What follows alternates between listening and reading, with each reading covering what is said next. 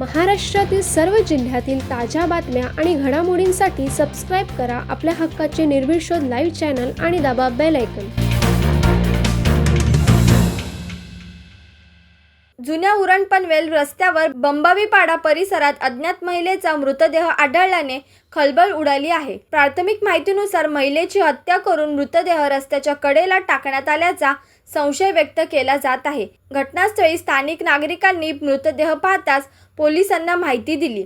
त्यानंतर पोलिसांनी तात्काळ घटनास्थळी धाव घेत पंचनामा करून मृतदेह ताब्यात घेतला. ओळख पटवण्याचे तसेच हत्येचे नेमके कारण शोधण्याचे काम सुरू आहे. निर्भीड शोधसाठी सुयोग गायकवाड उरण. उरण न्यायालयात उरण तालुका बार असोसिएशनच्या कार्यकारी मंडळाची निवडणूक दिनांक 29 एप्रिल 2026 रोजी उत्साहपूर्ण वातावरणात पार पडली. दिवसभर मतदानाची प्रक्रिया सुरळीत पार पडली असून त्यानंतर झालेल्या मतमोजणीत नवीन पदाधिकाऱ्यांची घोषणा करण्यात आली. या निवडणुकीत ॲडव्होकेट किशोर ठाकूर यांची अध्यक्षपदी निवड झाली. त्यांच्या निवडीने असोसिएशनच्या कामकाजात नवचैतन्य येईल अशी अपेक्षा व्यक्त केली जात आहे.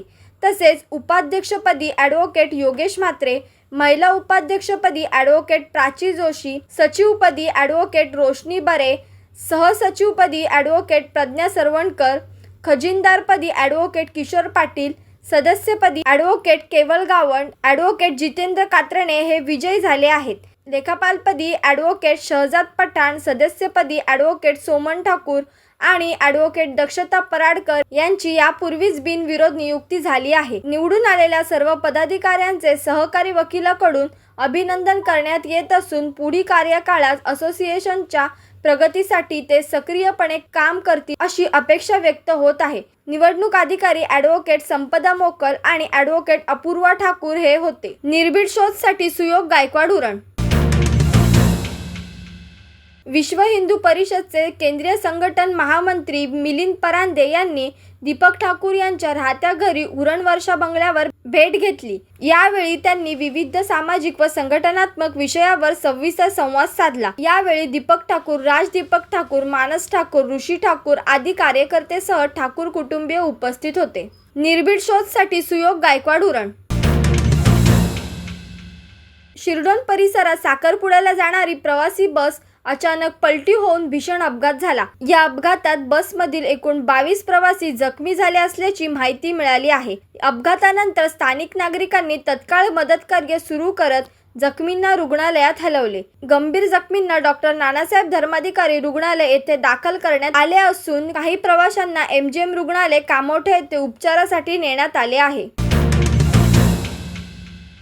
JNPA वतीने महाराष्ट्र राज्य खादी व ग्रामोद्योग मंडळ मुंबई यांच्या सहकार्याने मधमाशी पालन प्रकल्प व विविध शासकीय योजनांबाबत मार्गदर्शन सत्राचे आयोजन करण्यात आले. हा कार्यक्रम JNPA प्रशिक्षण केंद्रात उत्साहपूर्व वातावरणात पार पडला. कार्यक्रमाचे उद्घाटन JNPAच्या महाव्यवस्थापक व सचिव मनीषा जाधव यांच्या हस्ते करण्यात आले. यावेळी उपसंचालक के. बाळाराम पवार यांची प्रमुख उपस्थिती होती. जिल्हा ग्रामोद्योग अधिकारी सुरेंद्र जाक्कर व मधमाशी पालनबाबत माहिती संजय पाटील यांनी दिली. तसेच JNPAचे अधिकारी, स्थानिक ग्रामपंचायतीचे सरपंच, नागरिक व बंदर परिसरातील रहिवासी मोठ्या संख्येने उपस्थित होते. निर्भीड शोधसाठी सुयोग गायकवाड उरण. महाराष्ट्रातील सर्व जिल्ह्यातील ताज्या बातम्या आणि घडामोडींसाठी सबस्क्राईब करा आपल्या हक्काचे निर्भीड शोध लाईव्ह चॅनल आणि दाबा बेल आयकॉन.